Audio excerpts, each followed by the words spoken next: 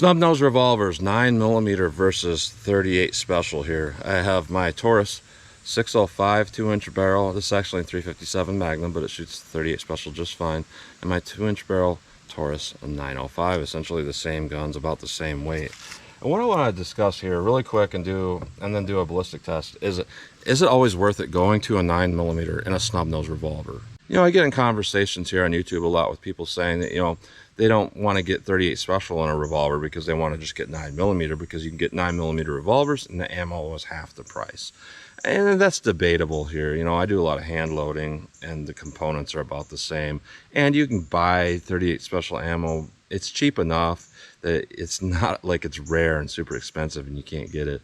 And also, when you're talking defensive ammo, the price between 9mm and 38 special is about the same. But a lot of people really like the idea of a 9mm revolver because they say it's more powerful than 38 special, and they say that the ammo's cheaper, and they say that you know, it takes the same ammo as their Glock 19, their main carry gun, so they're going to use the snub nose as like a backup gun. So those are really pretty much the three main reasons here. But I do think that sometimes we get some misconception on everything. You know, it's not just as simple as it seems. So with a 9mm, we have to talk a little bit about basics here, and I don't want to be like talking about these basics like a lot of people don't know about. Most people know about what I'm going to talk about, but I'm going to mention them anyway. When we're talking a revolver cartridge like a 38 special here, they headspace on the rim of the cartridge in the back. And what headspace basically means is what's the mechanism that prevents the cartridge from completely falling through the cylinder or chamber. You know, headspace. So the back of the cartridge with that rim prevents that from falling through, and it sticks out from the diameter of the case quite a bit here. So it's a lot bigger here than here, and it just holds it in place. With a semi-auto cartridge, there is a rim, but the rim is not larger than the rest of the case. It's the same diameter. So you can't headspace on this back here. There's nothing to headspace on. So in a semi-auto pistol or revolver, basically you have a case mouth that sticks out, and there's a ledge there in a semi-auto or a revolver that catches it. And that is how it headspace. That's how it doesn't fall through the chamber. But because of that, these cartridges are built a little bit differently.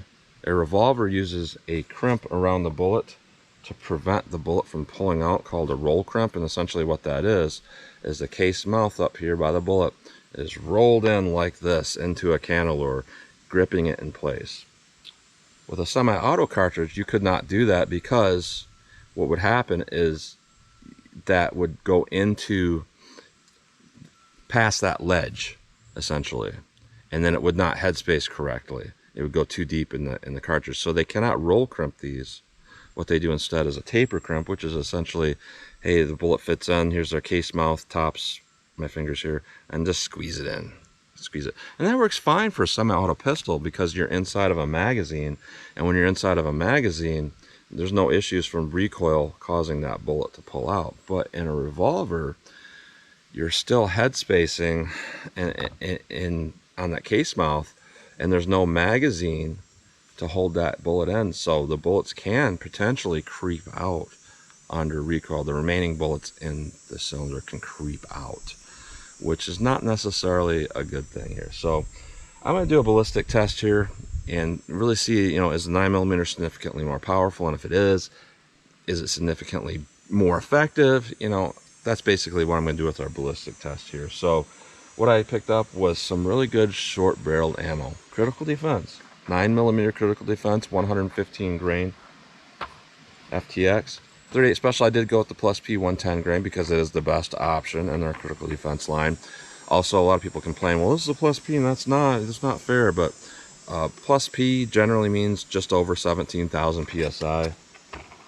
Standard pressure 9mm up to 35,000, so this is still like double the pressure of that 38 special plus P. So yeah, it isn't fair like a lot of people say, but it's the opposite of what people are saying. It's not fair because 38 would need to be a plus P plus and beyond for it to be fair. But I'll explain the rest of what I'm going to do in this test here. So let's get started with this test.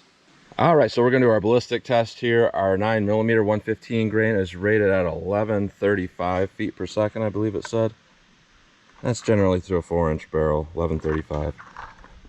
Our 38 Special here, it's rated at 1,090 feet per second. Again, that's to a 4-inch barrel, but you know, a revolver 4-inch barrel is a little bit longer than a semi-auto 4-inch barrel. So we're going to go through the chronograph, see what kind of velocity and accuracy we get at the same time with these. Then I'm going to do my 10% clear ballistic test. We're going to go into plain clear ballistic, see what the best potential is of those cartridges are. After that, I'm going to do more of our real world simulation where I have 4 layers of denim on this first 3-inch piece that represents our pectoral muscle. After that, we'll have a 1/4-inch medium density fiberboard right here to represent hitting ribs or sternum and to clear ballistics, and that'll be more of our real world simulation that's going to simulate clothing and bones. And then after that, I am going to shoot at my steel to target to see what kind of practical accuracy, controllability, all of that I can get with these between 9mm and 38 Special. So let's get started with this test. All right, so we're going to go through the chronograph. First up, we have our 38 Special with the 2-inch barrel rated at 1,090 for that 110 grain FTX bullet. We're not going to get that because that's through a 4-inch barrel, but let's see what we get through our snub nose here. 917,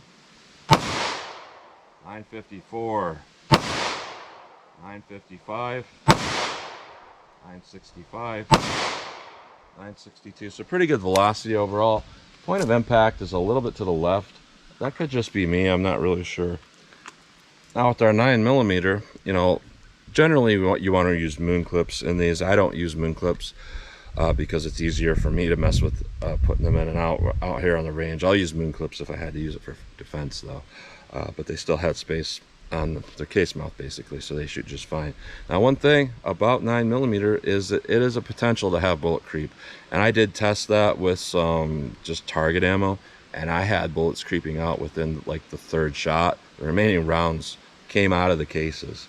Now with defensive ammo, generally they're built a little bit better to kind of prevent that thing, but I'm going to test each time I test a 9mm in this revolver, I'm going to test it for bullet creep. So critical defense here, I put marker around the case mouth and at the start of that bullet to see if we have any bullet creep. So that'll be our last shot. So we'll go through 4 shots of this and then we'll see if there's any bullet creep. So let's see what kind of velocity I can get with these 9mm in the snub. 1,045, 1,035, 1,023, 1,031. Really good velocity overall, and recoil's a tad snappier, but there's less muzzle flash because that's a higher pressure. And we do have a little bit of bullet creep. It's not significant, but there is a little bit. But that's not what I would consider a fail. I can just barely see just a tiniest amount. It's not too bad though. It might reduce the velocity slightly though. Well, kept the velocity up just fine, 1,036. So in a short barrel, you know, very similar recoil, but it does look like our 9mm is a little bit more efficient. And generally when you're looking at 38 plus P versus 9mm, similar amounts of powder, but the higher pressure is going to burn it up, so there's a little bit less flash with the 9mm. So that did pretty good. So let's hit our ballistics gel block, see how these two compare. All right, our plain clear ballistics shot here, our best potential here. We don't have denim to clog a hollow point, and we don't have rib simulation to lower that penetration. So let's see what our best potential is here with our 38 Special plus P. All right, let's hit that with our 9mm. Go take a look.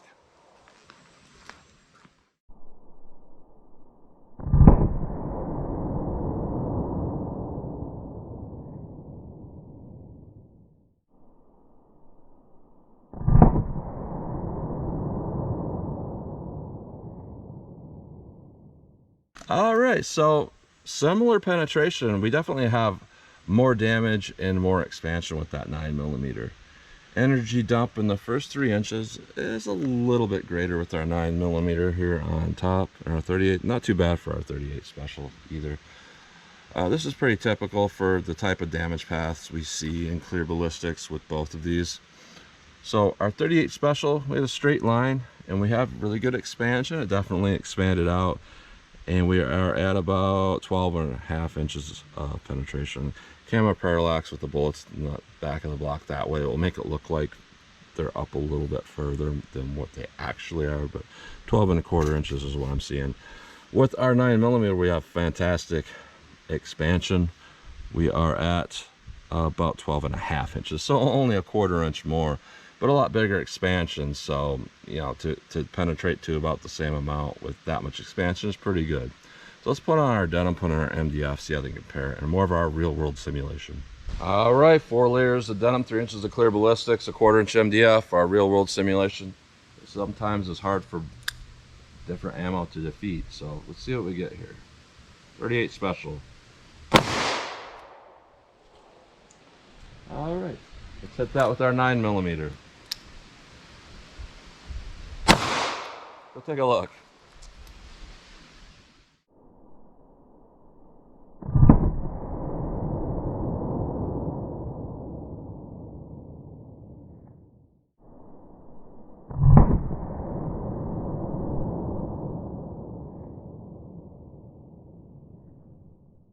All right, that 9mm shot caused this whole thing to jump up, and here's our MDF, and we can see that after going through the first 3 inches, actually both of these still expanded. I would say they expanded about the same. Our first 3 inch piece here, a little bit more energy dump with our 9mm, but 38 special, pretty much they both actually look the same as they did with or without denim, and that makes sense because that plug that's in there actually prevents, you know, hollow points from getting clogged. And it looks like some of this expansion has been altered a little bit by hitting that rib simulation. But honestly here, this is interesting because that denim and MDF made them seem like they're a little bit closer. The expansion looks about the same between the two of these. So with our 38 plus P, what we have through our denim and MDF is a little bit shallow penetration of about 10¾ inches of penetration. Again, parallax will make that look like it's further up. Our 9mm, we might call it 11 inches, again about the same. But that's not necessarily bad performance, because if you make front-on shots with something like this, it'll actually perform really well. A lot of people only go by those FBI statistics where you got to have at least 12 inches, but that's calculating through an arm, through a side shot through an arm. And my whole point to this here of saying that 10 and 11 is okay is because those are like requirements through going through a side shot through an arm and whatnot. When you're a regular person with a snub nose revolver, are you really going to be taking shots like that, or are you going to be kind of close up and, you know, it comes out of your pocket, you're making a front on shot? That's my only point there. So yes, statistically it failed. We did not get enough penetration with both of these, but I am really surprised at how much these two are similar going through the real world simulation. And I trust the real world simulation, not whatever, you know, smoke and mirrors plain gel can do. So pretty similar between the two of these. So let's take these out of the blocks. We'll take a close-up look at these, and I'm going to shoot my steel, see what kind of practical accuracy and shootability I can get with these. All right, so here's a close-up look at these bullets here, our 9mm and our 38 special through our plain gel. Our 9mm over here, a little bit bigger expansion. Our 38 special, still good expansion. That's pretty much how they expand all the time. Very consistent, not huge, but very consistent expansion. Now going through our medium density fiberboard here, what we got with our 9mm is essentially the same thing, same size, it's just a little bit more damage to that bullet. And with our 38 special, you know, I could tell less about the difference between the 38s versus the 9. So all across the board, very consistent here. And this is why when we look at this 38, this is my most recommended round through a snub nose. People ask me about this probably a couple times a week. What's the best 38 special snub nose? I always go back to this Critical Defense 110 grain plus P, and the reason why versus other ammo is because for the past 10 years I've tested this probably at least once a year for the past 10 years, and very rarely does it not perform well. I've had a couple of tests where in a snub nose we had a little bit of issue where it didn't expand, but the great majority of the time this always expands and penetrates pretty well through a snub nose barrel. Sometimes we get more penetration in the gel. Today we got a little bit less, but pretty much across the board it always looks like that. So because of how many times I've tested it and through different lots of ammo, different boxes and manufacturer dates, they all continue to perform really well. I'm going to say that's probably our best option for 38 Special in a snub nose. Now when you look at 9mm through the Revolver, that's actually not too bad a performance. We didn't get great penetration, but I've tested a couple here so far. May or may not have showed that those videos yet, or released them, but they weren't necessarily as good as this for expansion. Now, I think that we had better penetration with some of them, but across the board, I think both of these are really, really good options for a 2-inch snub nose revolver. So that's a close-up look at those. So I'm 12 yards from the target. What I want to cover now is, revolver cartridges. If you're going to do a quick reload, you pretty much need speed loaders. You can use like speed strips and stuff like that, but I prefer the speed loader, which is, I guess, pretty similar to a semi-auto cartridge moon clip. The moon clip goes in the gun and it stays there, and they all eject out at the same time. With the speed loader, you have to remove the speed loader.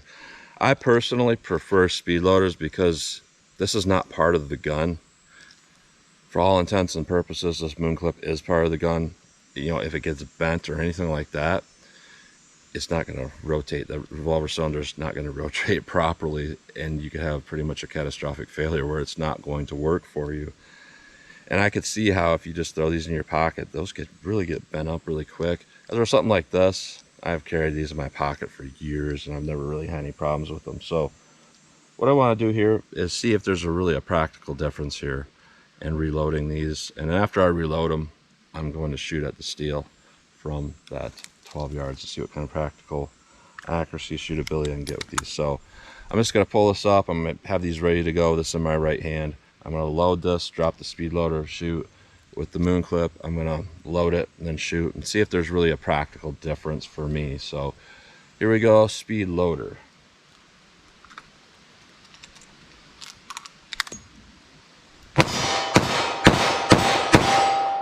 All right, it feels pretty good for me. Now, looking here at our moon clip, I'll make sure this looks right. I think it's right. These Taurus moon clips are kind of weird. So I'll do the same thing. I'll start with them in my hands. So ready to go. Moon clip.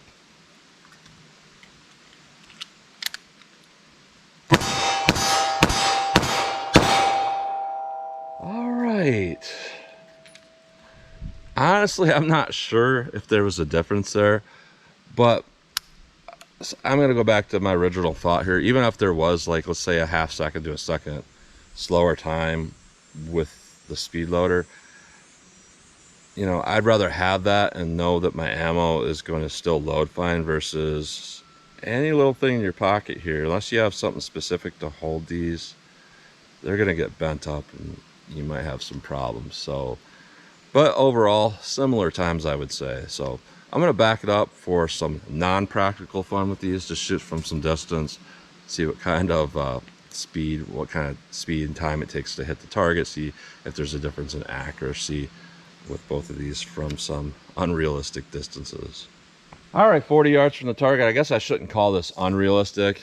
If you look up Eli Dickin, Indiana Mall, you'll see what happened there about 2 years ago where he had a little 9mm with a bent sight or something like that, and he took out a mass shooter from 40 yards. And I'm standing from 40 yards right now. So we'll see if there's a difference for me for my ability to hit from 40 yards with 38 Special Plus P versus 9mm. So let's try our 38 Special here. See how this does for me.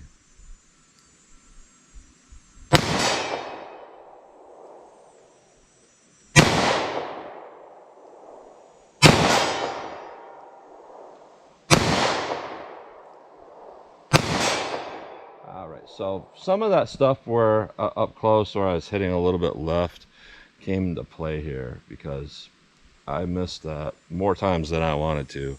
So I think they were just shooting a little bit to the left for me. So 9mm, let's see how this does.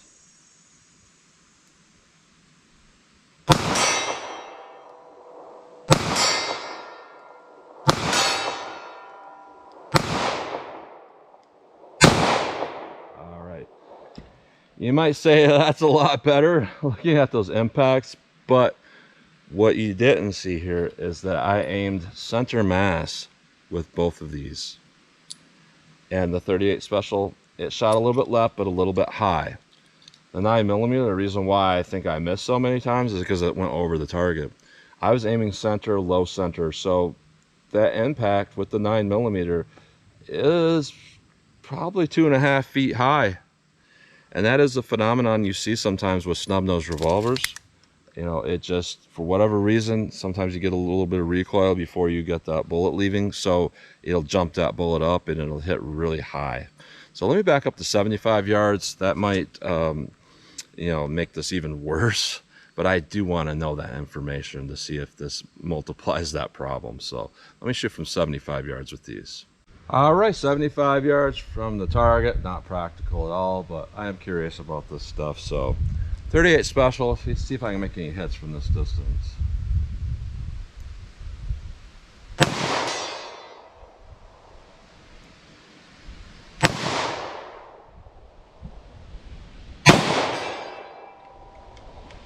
All right.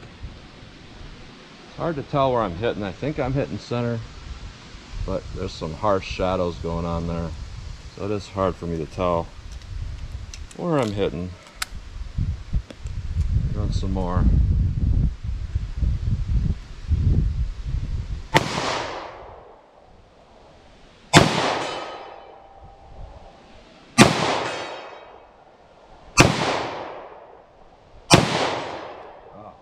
I think I grazed that last one, so it is possible, but very difficult to make a shot from that distance at that. So 9mm, let's see how this does for me.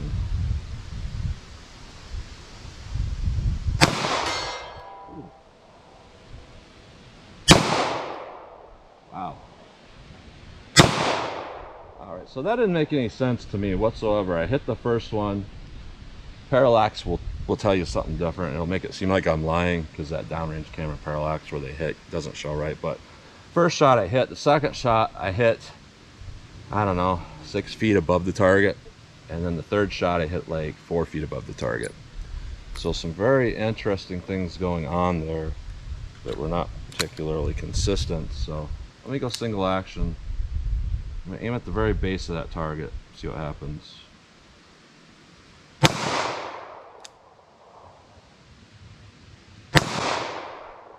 All right, let me aim below it, the target about 3 feet.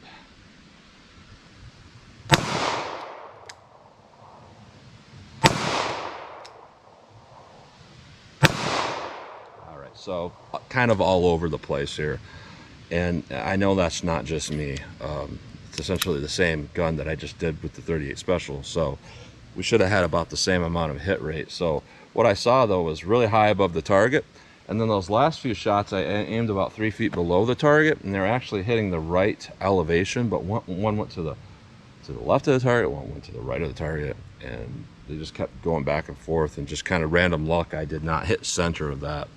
So that's one thing that I do see across the board, and with 9mm versus 38 Special, not just in revolvers but across the board with shorter barrels. But I've done several tests with this revolver here with 9mm, and I've shot from this distance, and I pretty much saw the same thing across the board, that, you know, it just becomes very inconsistent at distance. I don't know exactly why that is. You know, these are, you know, right on the case mouth, they're going to set right on that case mouth, headspace on the case mouth, so they should be accurate, but maybe going through a little bit extended cylinder throat versus the revolver with the revolver cartridge, maybe that makes them inaccurate, or I really don't know what it is, but it just seems like my consistent accuracy at distance is off. And again, what I've seen consistently across the board is every round shoots extraordinarily high from this distance. As with the 38 Special, it does not. So I think it has something to do with it being a semi-auto caliber revolver, and it jumps up for whatever reason. And I don't think that that's specific to this gun. You know, I did a lot of shooting with Smith & Wesson Governor with 45 ACP, did exactly the same thing. So there's something about the long cylinder, I think, that's causing a little bit of an issue, but there's also probably something that I don't know going on. But between the two of these, 38 Special versus a 9mm snub nose revolver.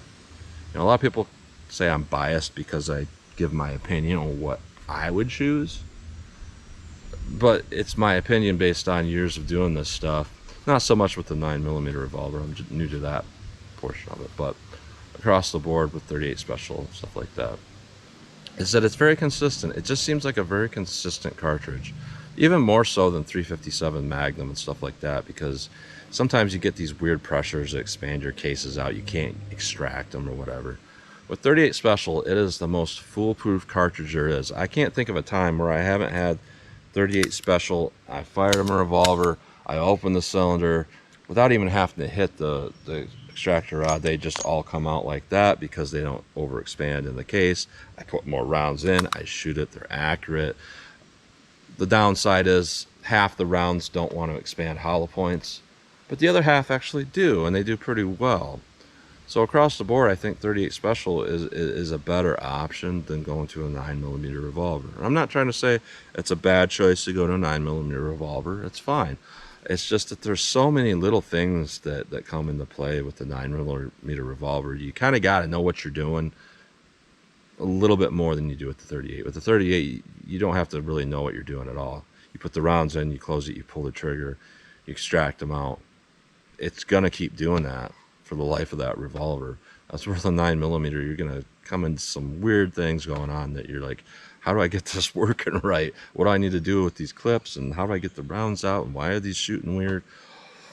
But back onto the point here of the reason why people choose a 9mm revolver. You know, it matches their carry ammo, the price of the ammo, and also they say the ballistics is better. My point here is with 38 Special plus P especially, you can pretty much get as good a ballistics as far as what the bullet does as 9mm revolver. When it comes to backup, you know, caliber or the price, I don't understand that personally myself. You know, most of the arguments I get with this is they act like 38 Special is $100 a box and 9mm is $1.99 a box, and also 38 Special is rare, so I can never practice with it. Reality comes, you know, yes, 9mm is $15 a box of 50, and in a lot of stores where they mark it up, 38 Special is like, I don't know, $34. It's a bit more. But when you go online, the prices are a lot less different between the two. My other main point is that it's a revolver. It's a revolver. You don't have to shoot a lot of rounds to know what you're doing with it and to test the ammo and make sure it's going to function, that ammo's going to function. So you don't gotta like test it the way you do in a semi-auto and make sure the stuff's going to run. And also, you know, generally people are talking about this, it's like a backup gun. Like, how many rounds do you need? How many rounds do you actually shoot? You know, if someone's saying that 9mm is better for price, they know deep down that they're probably shooting 50 rounds every 2 months. Well, why can't you go with the 38 Special? You got to go with the 9mm. You know, the reasons don't necessarily add up to me, but to each their own. I'm not trying to be biased here. It's just that for me, I would choose a 38 over a 9mm revolver. But we can see that the ballistics can be pretty good in them as long as you stay pretty close to the target and we don't have these weird anomalies going on. So that's what you get today. That's some of it's my opinion, but between the two, both did pretty good. They actually did pretty similar in our terminal ballistics test. So that's what you get today. So as always, comment, share, and like, and thanks for watching.